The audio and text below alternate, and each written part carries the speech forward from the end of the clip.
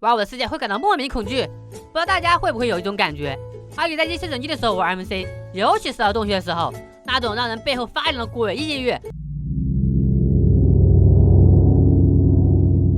怪不得很多玩家玩的时候不喜欢开音乐呢。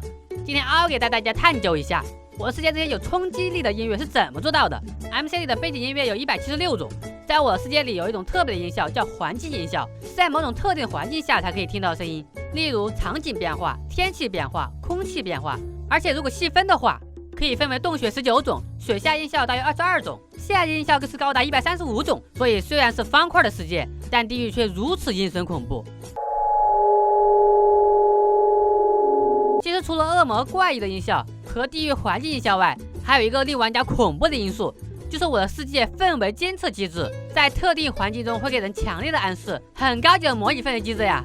当亮度越低，周围的方块越多，那么氛围值就会越高。随着氛围值急剧上升，这时候系统会随机播放一种音效。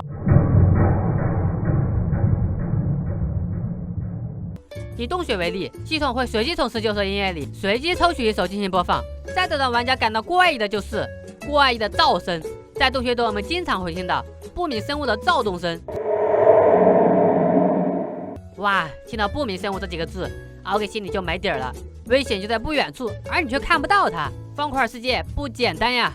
好了，今天视频就到这里了，大家下一期还想看关于哪些方面的小知识呢？